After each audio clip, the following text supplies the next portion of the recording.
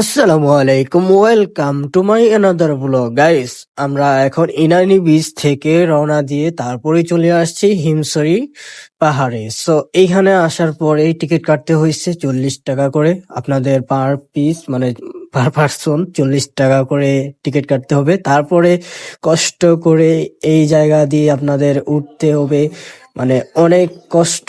এই ছোট ছোট সিঁড়ি দিয়ে এত উপরে উঠতে অনেক কষ্ট লাগে, কিন্তু সাইডে আরেকটা বড়, মানে ওইখানে সিঁড়িগুলো অনেক বড় বড়, তো ওইখান দিয়ে কিন্তু কষ্ট হয় না এতটা। কিন্তু এই সিঁড়িগুলা দিয়ে যারা উঠতেছে অনেক কষ্ট।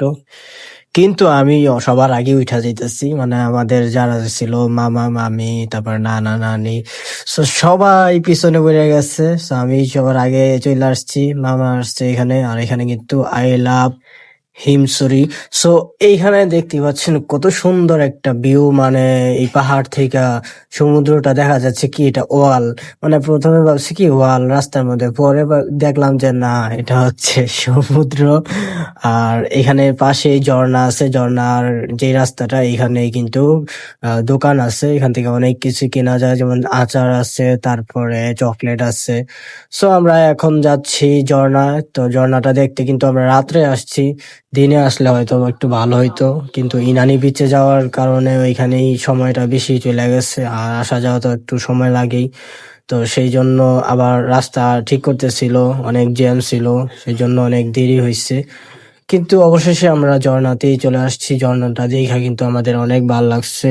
আপনারা যারা আসছিলেন তারা তো জানেন, কিন্তু আমি কখনো আসি নাই, আমার এইবারই প্রথম।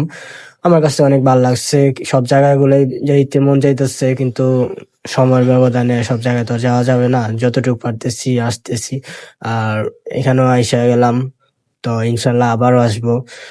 সবাই ভিডিওটিতে একটি লাইক দিয়ে দিবেন, কমেন্ট করবেন, শেয়ার করে দিবেন। আর চ্যানেলটি যদি সাবস্ক্রাইব না করে থাকেন এখনই সাবস্ক্রাইব করে দিবেন, কারণ আমার নতুন চ্যানেল। সবাই আমাকে সাপোর্ট করবেন, তাহলেই আমি আরো সামনে এগিয়ে যেতে পারবো। সো কেমন লাগলো কার কাছে ঝর্ণাটা, কার কাছে কেমন লাগলো কমেন্ট করে জানাবেন।